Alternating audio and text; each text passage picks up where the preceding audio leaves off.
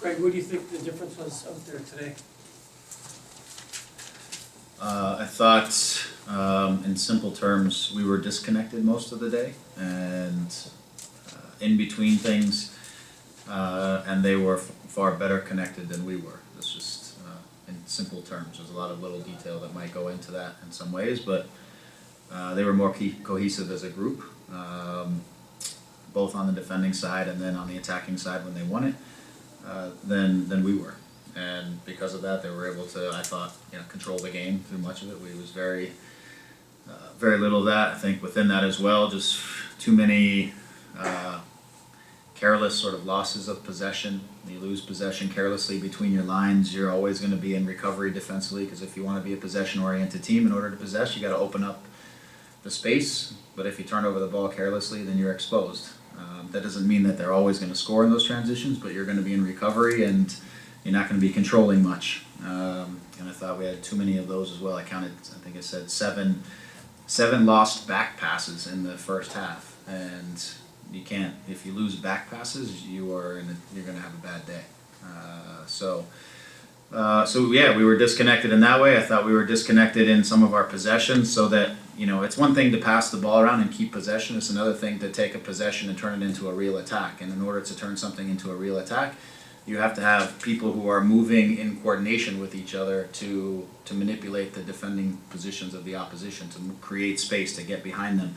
And I thought a lot of things were a little bit individual without, and too slow to have any real bite to it.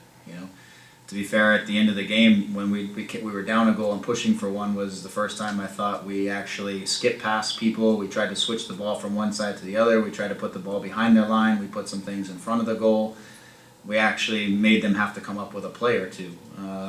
Now, you expose yourself a little bit during that process, but at the same time, there's at least a collective purpose of what you're trying to do, which is get behind the opposition, get into dangerous areas. Sometimes I think through all of our possession that we've had recently, that, in recent times, some of that has turned into too much possession for the sake of possession and not enough possession for the sake of creating an opportunity and scoring a goal. We've got to find that balance better, because I think when we're losing balls between lines and without any venom in our attack, then we're going to be vulnerable for things in the transition. We're going to be vulnerable to the opposition. Why do you think that happened? Like, you think the guys just weren't ready, or?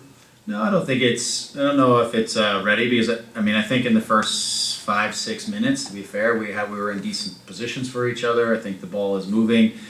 I think when you have a hard time defensively, sometimes stopping the opposition, controlling the opposition and what they do, it can affect your psyche. And I think part of our problem today also was that we had a hard time stopping the opposition from doing whatever they wanted to do on the field. And so then it affects your psyche, I think, a little bit, which is now when we get the ball, we just want to get a hold of the ball for a couple minutes, because we don't want to keep defending for these long stretches. And then maybe some of the attack venom disappears, because now you become almost like you want the possession to just try to get control of the game for a second. But that goes into a cycle, because if you lose balls in bad places, then you're always in recovery, right? So now you're in this ridiculous cycle where you're not really ever in control of anything specifically, and that became a good chunk of the day. Two pretty high-quality goals from Portland today, most preventable in your eyes? Yeah, I think, look, it may not be preventable in the split second that things happen, but they're preventable in the grand scheme of things, I think, again, the corner kick, first goal that leads to a corner kick, it's too easy for them to just hit a pass that splits 6 of our guys and ends up to Valeri in between our lines going forward. They shouldn't be able to find that pass that splits that many people to Valeri, who is then running forward, that then turns into the corner kick. So that play has to be dead, right? You don't source the corner kick as necessarily the specific problem. For me, they can't get into that space so easily on us and put us in that situation. Yes, it's a great finish and a good goal. Could we have been marked a little bit closer? Yeah, maybe there's things like that. But the bigger picture on the day was it was just too easy for them to do anything that they wanted to do on the field, and that's something that we have to work collectively more on. And I feel like guys are sometimes caught in between, and sometimes they're caught in between because we're not creating clarity for each other. And so, for example, if Pozuelo's too high, trying to step out to a center back, but that center back already has time on the ball and he's facing forward and we're drifting out, that means a space gets opened up behind Pozuelo. So who's going to fill that space if Chara's there? Because for me, Chara was killing us all day because we didn't have an account for Chara. So then Michael goes to try to step to Chara because he's in a space and he's going to become the next option. But then there's Valeri who's standing wide open, right? So now who's going to deal with Valeri? Because now our two center backs are trying to deal with a forward, and now Valeri is between our lines, with all kinds of space to try to find. Meanwhile, there's still no pressure on the ball. And so this is where I'm saying, like, we were in between things too often today, not creating enough clarity and dictating where we wanted them to play and where they couldn't play, and that has to get tightened up. So if you play like that, you're gonna get chances against you, and eventually you're gonna concede something. How does a team force its will on another team early in a match? Like, is it just? Yeah, I mean, it depends. It depends if you want to do it with the ball or without the ball. Generally, I would, especially in games when the opposition is going to be in probably a pretty tight defensive space, you've got to be able to do some of that with the ball. This is where when we lose possessions needlessly, carelessly, in between our lines, you start to lose that control. You start to lose some of that, that bossing of the game that you want, because the opposition's in some ways, they're kind of letting you have the ball. And if you just give it back to them easily, then you're playing into their hands, right? And for me, that's a part of it.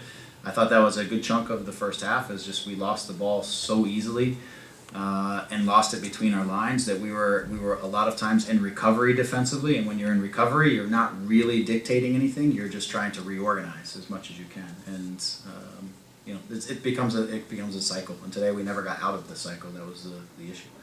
Greg, only 5 shots taken in this match.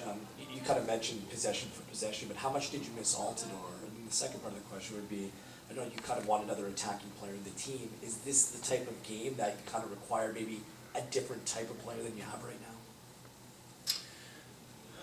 Yes and no. I mean, I think, missing Josie, I think it's easy to say you always miss Josie because he brings a little bit of something to every game. Also the ability sometimes when the day's not great to just make a play. And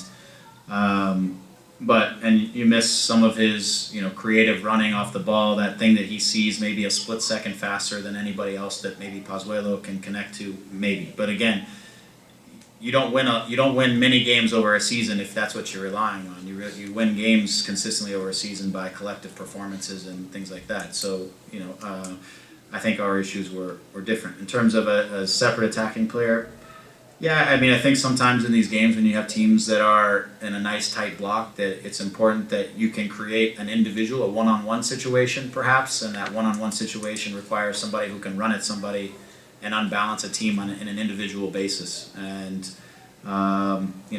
Nick is probably our clearest guy at being able to do that on the right side, but he very rarely was able to get the ball in a position to face somebody and really take them on.